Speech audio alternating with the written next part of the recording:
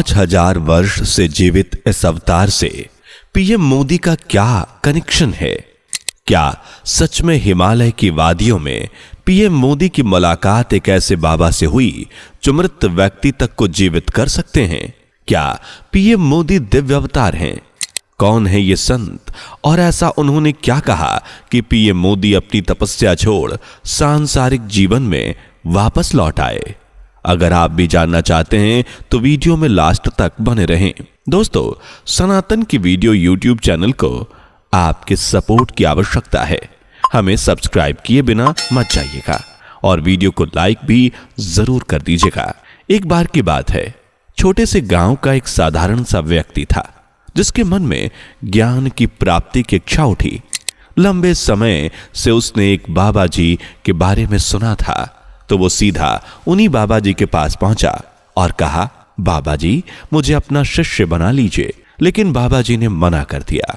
अब उस व्यक्ति के अंदर ज्ञान प्राप्ति करने की लालसा इतनी तीव्र थी कि बाबा जी के मना करने पर उसने धमकी दी कि वो पहाड़ से कूद जाएगा। पास ही बाबा जी के कुछ और शिष्य बैठे हुए थे। वो ये सुनकर घबरा गए, लेकिन बाबा जी ने कहा, ठीक है कूद जाओ। ये सुनते ही व्यक्ति ने पहाड़ से छलांग लगा दी और वहां बैठे हर शिष्य डर से कांपने लगे। बाबा जी ने कहा, जाओ उसके शव को ऊपर लेकर आओ। शिष्य उस व्यक्ति के शव को ऊपर लेकर आए तो शरीर पूरी तरह से छत विक्षत हो चुका था। बाबा जी ने उसके शरीर पर एक हाथ फेरा और हर कोई हैरान रह गया, क्योंकि उसका शरीर बाबा जी के हाथ फेरने मात्र से ही सही हो गया और वो व्यक्ति भी जीवित हो उठा। तब बाबा जी ने कहा, यह तुम्हारी परीक्षा थी, आज से तुम मेरे शिष्य हो। ये बाबा जी कोई और नहीं बल्कि विश्व भर में विख्यात महाअवतार बाबा जी थे, जिन्हें एक कल्प यानी 5000 वर्ष तक जीवित रहने का सौभाग्य प्राप्त हुआ है। आपको विश्वास हो या ना हो, किंतु महाअवतार बाबा जी देश के यशस्वी प्रधानमंत्री नरेंद्र मोदी के भी गुरु रहे हैं। ये उस वक्त की बात है जब देश के यशस्वी प्रधानमंत्री नरेंद्र मोदी सन्यासी बनने की राह पर महज 17 से 18 वर्ष की आयु में हिमालय की वादियों में निकल गए थे। बचपन से ही दिल में देश प्रेम की भावना लिए समाज सेवा करने वाले नरेंद्र मोदी सन्यासी बनने के लिए न सिर्फ हिमालय में पहुंचे, बल्कि उन्होंने कई वर्षों तक हिमालय की वादियों में कठिन तपस्या भी की। अपनी इस तपस्या के दौरान पीएम मोदी की भेंट महाअवतार बाबा जी से हुई। महाअवतार बाबा का आशीर्वाद और आशीष मिलते ही नरेंद्र मोदी जैसे सन्यासी जीवन में लीन हो गए। वो संसार के छुपे रहस्यों के बारे में और गहराई से जानना चाहते थे। उनके अंदर जो ज्ञान प्राप्त करने की ललक थी, वो अब पहले से कई गुना ज्यादा बढ़ गई थी। महाअवतार बाबा का सानिध्य मिलते ही नरेंद्र मोदी ने हिमालय में ही बसने का फैसला किया, किंतु नरेंद्र मोदी के इस फैसले से महाअवतार बाबा संतुष्ट नहीं थे। इसलिए उन्होंने नरेंद्र मोदी को दर्शन दिए और उनसे कहा कि अब तुम अपनी तपश्चर्या का यही विराम कर दो। तुम्हें सनातन धर्म को विश्व पटल पर मजबूत बनाना है, तुम्हें भारतवर्ष को मजबूत बनाना है। इसलिए संसार में लोगों के बीच रहकर भारतीय सनातन धर्म और समाज को प्रतिष्ठित करना होगा। महाअवतार बाबा का आदेश मिलते ही नरेंद्र मोदी हिमालय की वादियों से वापस लौटे और अचानक से उन्हें राजनीति में ख्याति मिलनी शुरू हो गई। कहते हैं कि महाअवतार बाबा की आशीष होने के चलते ही भाजपा ने नरेंद्र मोदी को साल 2014 में प्रधानमंत्री पद के लिए उम्मीदवार घोषित किया, जहां प्रधानमंत्री मोदी ने प्रचंड जीत हासिल की। आज वो न सिर्फ देश में बल्कि विश्व भर में ख्याति प्राप्त कर चुके हैं। विपक्षी दलों का कहना है कि 2024 नरेंद्र मोदी को लोकसभा चुनाव में पीएम मोदी का आखिरी चुनाव होगा, लेकिन बताना चाहेंगे कि ऐसा कुछ नहीं है, क्योंकि उनके ऊपर खुद एक कल्प वर्ष तक जीवन आयु का वरदान प्राप्त कर चुके महाअवतार बाबा का हाथ है। उन्हें भला कौन ही पराजित कर सकता है। महाअवतार बाबा के कहे अनुसार प्रधानमंत्री नरेंद्र मोदी आज न सिर्फ भारत को मजबूत कर रहे हैं, बल्कि सनातन धर्म को विश्व स्तर पर मजबूत करने का कार्य भी कर रहे हैं। ऐसे कई उदाहरण हैं कि हम आपके सामने ये साबित भी कर सकते हैं, जैसे योग दिवस। योग भारत की सरजमी पर सदियों से किया जा रहा है, किंतु प्रधानमंत्री नरेंद्र मोदी ही एकमात्र ऐसे नेता रहे जिन्होंने अंतर्राष्ट्रीय योग दिवस के लिए प्रयास किया और 21 जून को आज विश्व भर में अंतर्राष्ट्रीय योग दिवस मनाया जाता है। राम मंदिर, जिसका इतिहास सदियों पुराना है, लेकिन बीते 500 वर्षों से प्रभु श्री राम को अपनी भूमि पर विराजमान होने के लिए कोर्ट कचहरी के चक्कर काटने पड़े और एक लंबा इंतजार करना पड़ा। किंतु 2014 में मोदी जी ने सत्ता में आते ही राम मंदिर की ओर ध्यान दिया और 22 जनवरी 2024 का वह ऐतिहासिक दिन आप सभी को याद ही होगा, जब पीएम मोदी के प्रयासों से अयोध्या में भव्य राम मंदिर का उद्घाटन हुआ।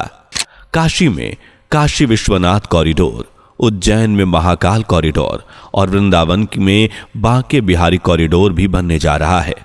इसी तरह विंध्याचल कॉरिडोर का निर्माण भी पीएम मोदी के प्रयासों से ही सफल हो पाया है, और यह सब इसलिए भी हो पाया है क्योंकि पीएम मोदी के ऊपर महाअवतार बाबा का आशीर्वाद है। कहते हैं कि महाअवतार बाबा ने पूरी दुनिया के लिए एक योजना बना रखी है, किंतु ये योजना साकार होगी प्रधानमंत्री नरेंद्र मोदी के जरिए।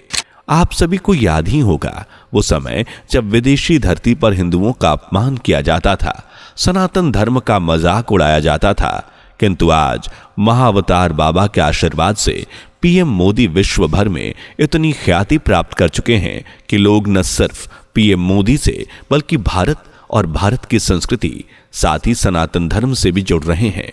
यूरोपीय देशों में सनातन की एक अलग ही छाप देखने को मिल रही है। जिन मुस्लिम देशों में कभी हिंदू लोगों को बर्दाश्त नहीं किया जाता था, आज उन्हीं देशों में हिंदू मंदिर बन रहे हैं। ऐसा इसलिए भी है क्योंकि संसार में सकारात्मक परिवर्तन लाने के लिए महाअवतार बाबा ने स्वयं पीएम मोदी को चुना है, जिन्हें हराना या जिनका सामना करना शायद अब किसी के बस की बात नहीं।